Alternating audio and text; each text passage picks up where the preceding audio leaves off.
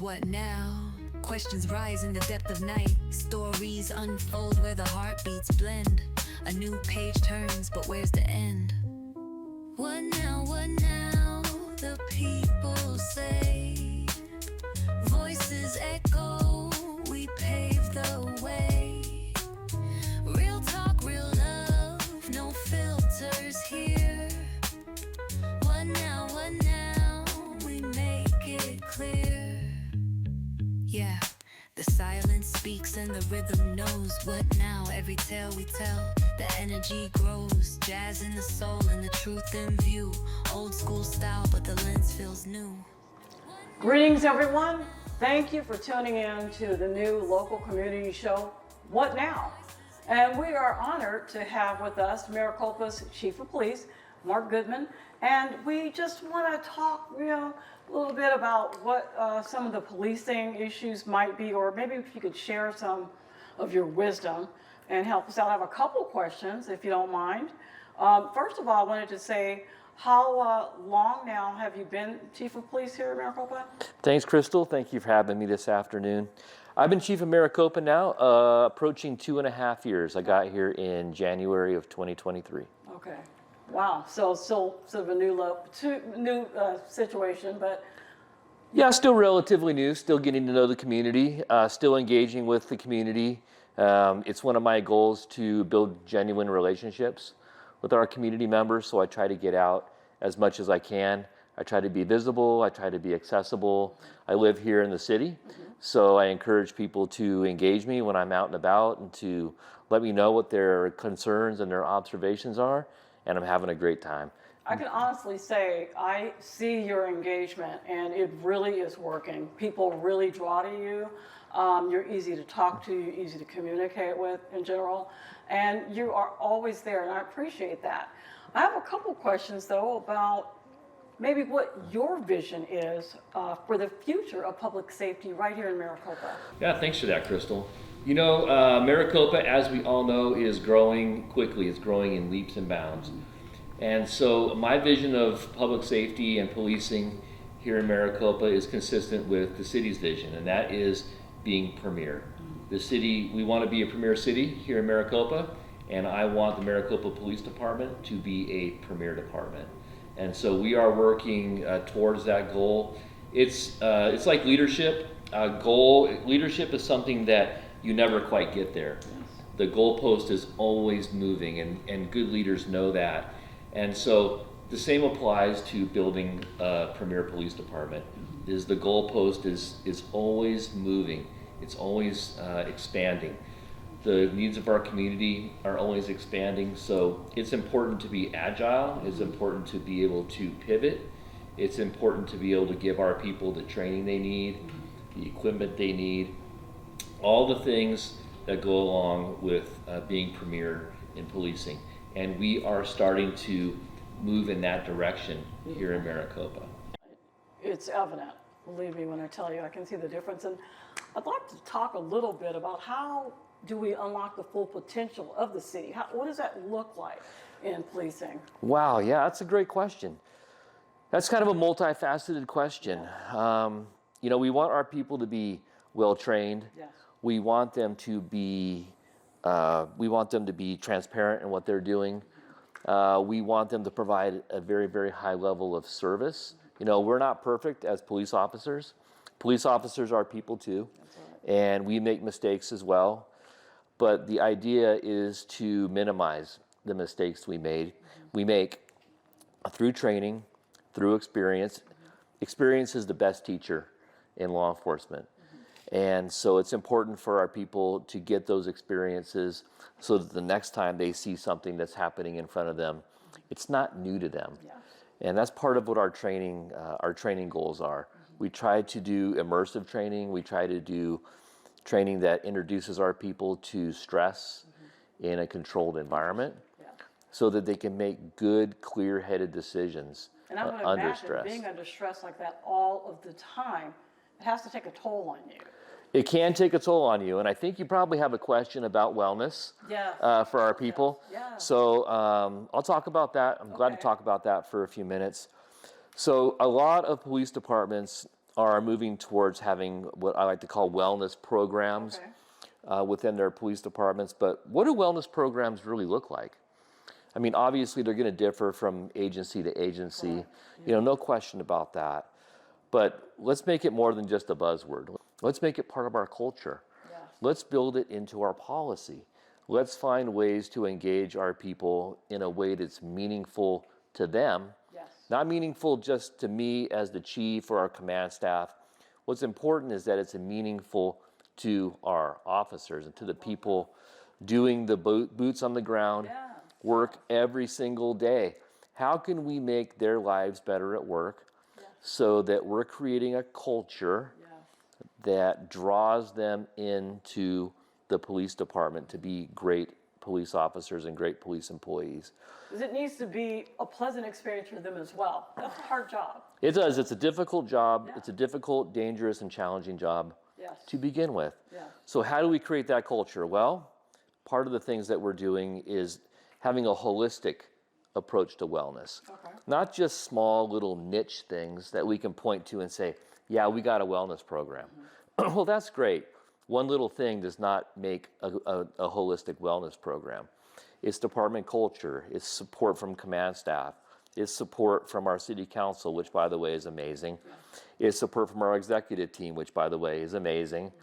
It's support on many different levels. And when our officers start seeing and feeling that, they have that feeling that they want to be at work, they want to come to work. How we treat people internally is very, very important. I often say that we cannot do community policing outside of the police building if we are not willing to do it ourselves internally. So let's treat one another with dignity and respect, and that in turn will help our people to treat people with dignity and respect. I think that's beautiful, and that's a foundation that I feel since you guys are doing that, that's a great foundation. It also makes me feel a little bit more comfortable than about the policing that I see. And I would like to ask a really quick question about how the MPD remains accountable and transparent while adapting to the growth. So, as you said before, exponentially, we are just growing. How do you maintain that transparency and accountability? How do you do that? Body-worn camera program.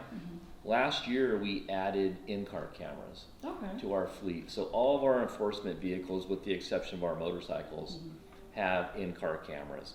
And so this has really, really allowed us to up our level of accountability, but also up our level of in-service training every day. The Maricopa police officers, we are I like to say we're the professional athletes of policing here in the city of Maricopa. And so what do professional athletes do? They look at game film. And so we are missing the boat if we are not using our own internal body-worn camera footage to learn, to train, to see how we can do things better each and every day. So those are some of the things that we do with our body-worn camera footage.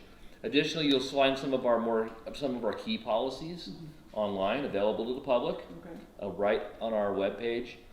We do not have the ability to put. Well, I don't want to read ability. I don't think anybody probably wants to read a 1,000-page policy manual, right? That's right. So let's put the ones that are really really germane to the concerns of the community right on the front page of our website. So you go to our website, you can look at policies such as use of force is a policy that's of interest to people in the community. So the information is there, it's on the website for us to read. It's right there, people can read it, they can digest it. If they have any questions, again, I'm completely accessible. You are. My command staff is accessible. We have a robust professional standards unit. We investigate every single complaint that comes into the Maricopa Police Department. I can imagine. No matter how small, we absolutely investigate every single complaint. And we do so using our tools. We do so using the body-worn camera footage.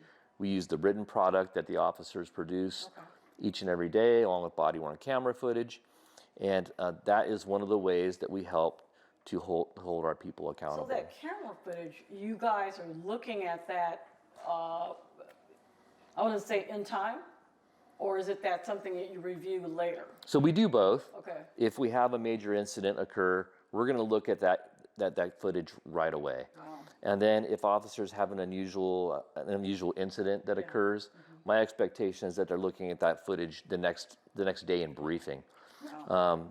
I'll oftentimes review things that come in from over the weekend or during the week that I see are of interest off of our log that we keep, and I'll take a quick look at those all the time. So it's helpful, but that's like an added extra, I guess. It's super helpful. process. And then we also review every single use of categorical use of force that we have.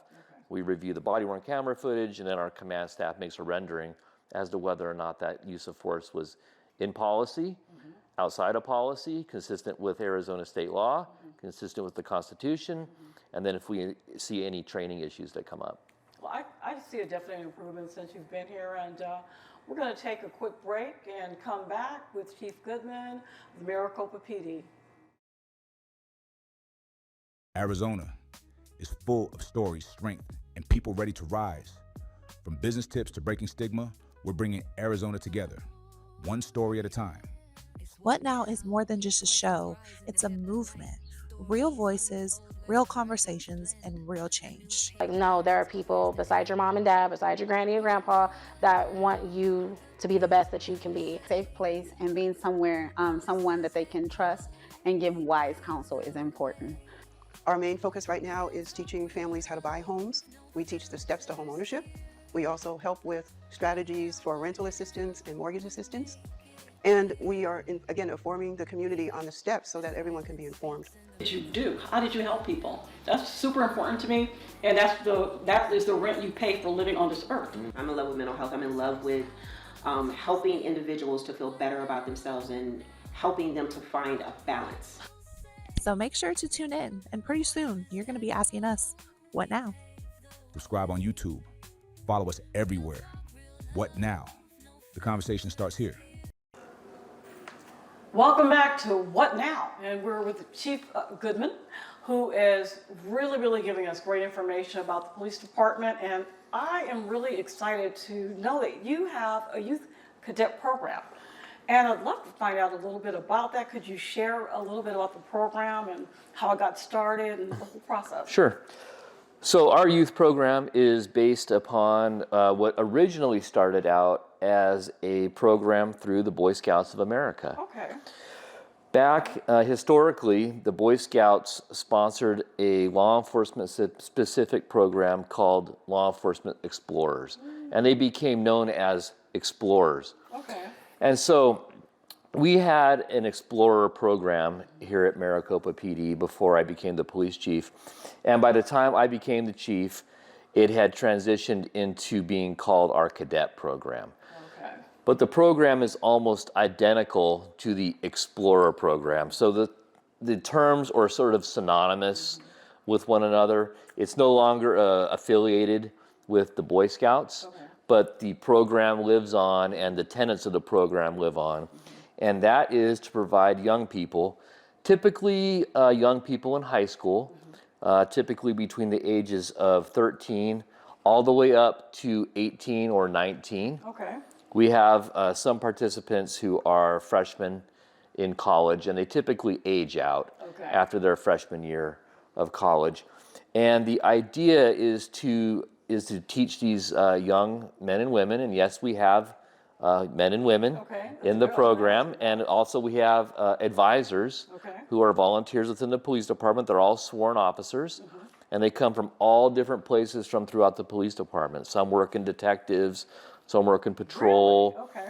Okay. They all have different experiences as police officers, and so the idea is to instill great values into these young people and to teach them things that will translate beyond their time in our cadet program. That's beautiful. So they're going to be good citizens no matter what. Yeah, our hope is to make them great citizens. I love that. Our hope is to take those young people who are interested in law enforcement and perhaps help them find a law enforcement career. It may not be with Maricopa PD. Right. It might be at the federal level. It might be at the state level. It could be at the local level. There's also young people involved in the program who are actually not interested in becoming law enforcement officers. And that's okay too. Right. We want those young people to participate as well, because the skills they learn, respect, punctuality, how to have a conversation with somebody, how to do a job interview, all those things, they learn those life skills while they're with us. And so they also learn how to do some really neat stuff that's law enforcement related. They learn how to do a traffic stop. They learn how to do hostage negotiation. They learn how to clear a house. They learn how to engage with members of the public.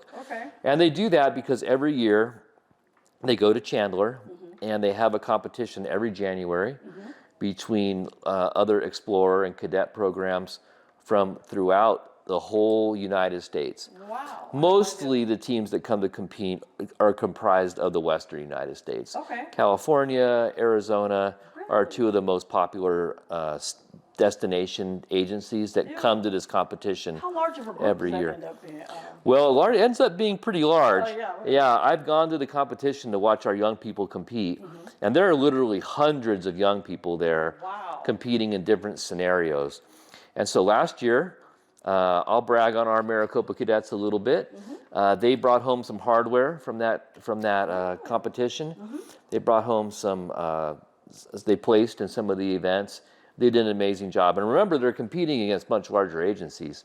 Some of the agencies on the West Coast, especially California, send some rather large teams, and they have access to some of the best trainers in law enforcement. So I'm really, really proud of our young people. And if they end up becoming police officers, we'll absolutely support them in that. But if they don't, we're going to support them in that too. I think that's great. And not only that, they come out with a better understanding of that whole, the process, what it takes to be a police officer. That respect, I'm sure, is built back, has built that. Yeah, the idea is that they leave the nest after they get out of high school. Hopefully they go to college or they get a job out in the workforce. And then they bring those skills back to the city of Maricopa so that we get to, recoup that investment on our young people. Well, let me ask you a really quick question. Has there been a success story that you, within the last 2 years, that you could maybe share with us? Yeah, I'm glad to share a story. So we had a young lady. She was involved in our cadet program. And once she finished up high school, she went on to college and she got her associate's degree. And she was part of our cadet program. And she got a job as a dispatcher. She was 18 years old at the time. And she did dispatch for a little while, but really, really wanted to learn how to work out in the field. And so she applied for it and was selected as one of our public safety aides.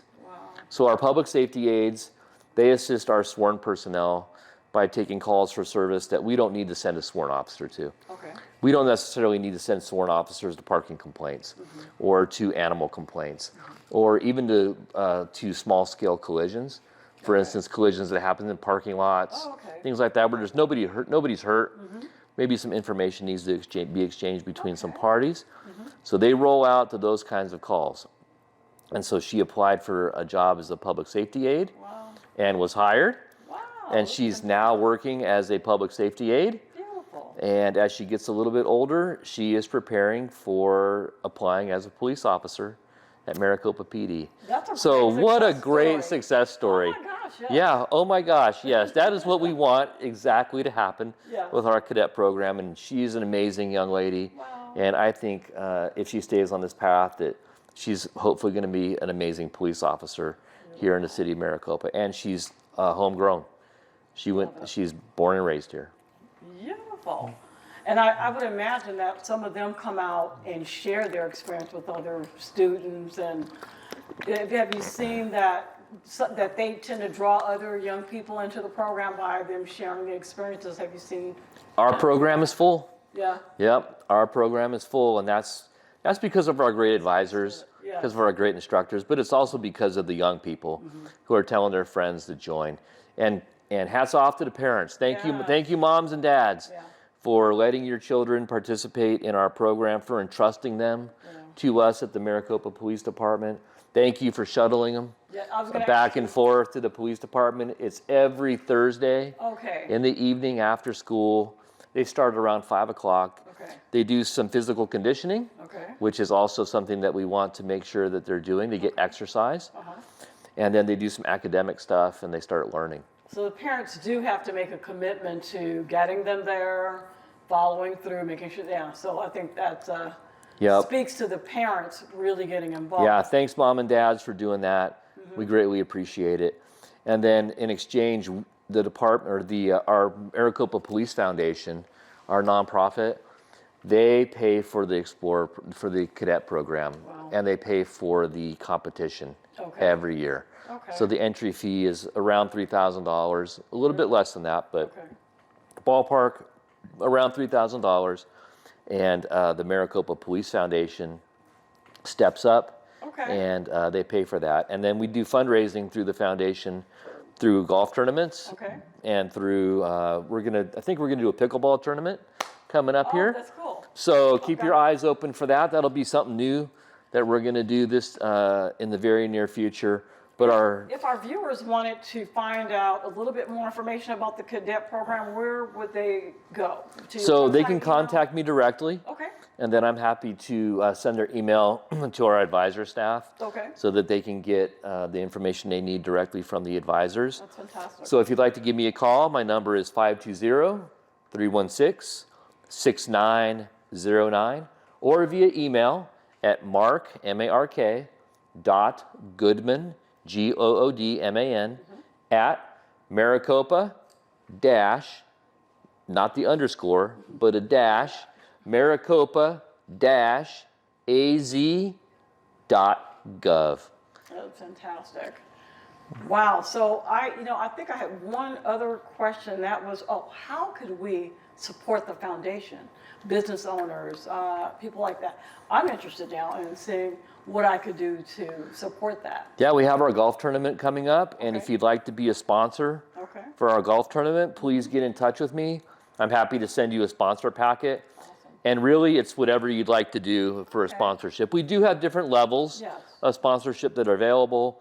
We have a great opportunity for a T sign, so you can have the sign for your business Okay. at one of the tee boxes for one of the holes. But there are many, many ways to become a sponsor for our upcoming golf tournament. Okay. Well, we're going to be right back after this quick short break of What Now? See you in a minute. All right, I'm in the house. Okay, what do you see? Nothing yet. Hold on. I think I just heard something. I'm heading upstairs. Okay, I am almost there. I'm in the bedroom. Okay. Oh no, it's not here. What? The gun's not here. What do you mean? Where is it? Cameron, are you in there? Open the door. Come on, Cameron. So make sure to tune in, and pretty soon you're going to be asking us, what now? Subscribe on YouTube. Follow us everywhere. What now? The conversation starts here. Welcome back to What Now? And we're here with Chief Goodman of the Maricopa Police Department, and we've really had some great conversations today about what goes on in the police department. And I really, really want to bring up this one part, I guess, of discussion. We talked a little bit about holistic training as it relates to the police department. How does implicit bias training somehow fit in that situation? Have you had that kind of training? Yeah, great question. So part of the curriculum for our academy cadets involves implicit bias training at the police academy through Arizona Post. Most recently, I worked with a local Maricopa woman by the name of Ocean Kent, and she worked with me for about 6 months to develop an implicit bias training for law enforcement. And part of that experience was having her come into the police department and to provide that training to our people. We want to make sure that as Maricopa grows, it becomes more diverse. And new, I guess, as time moves on, I think every year there are new new learning, there's there are other new ways, I guess, of dealing with stresses, technology, or that sort of thing. So are there apps and technology that you use the officers can go to and maybe gain information? They have all kinds of access to that. technology. Yeah. I use technology every day Okay. in the job that I do. And some of the people that I learn the most from are the people right here in the city of Maricopa. You know, coming in from the outside, I have to be a sponge. Yeah. I have to learn about what the expectations are of our community. I need to learn the history of our community. I continue to learn, every day when I meet new people throughout our community. There are a lot of people here who have amazing backstories, who have amazing institutional knowledge about this city. And I seek them out and I have conversations with them. And that is how I learn about the city and ultimately how to serve you better. Wow, what a great discussion. I'm so impressed. And I think you in Maricopa, if you had a chance to speak to this gentleman, you would be impressed as well. So we thank you for coming and sharing your experience with us. What now? And I know that hopefully we'll cover some other issues in the future. I love that. Thank you, Chief Goodman, for coming. Thanks, And Chrystal. we're going to say goodbye from What Now and tune in for our next show. See you next time. Voices echo, we pave the way. Real talk, real love, no filters here. What now, we make it clear. Yeah, the silence speaks and the rhythm knows. What now, every tale we tell. The energy grows, jazz in the soul and the truth in view. Old school style, but the lens feels new. What now?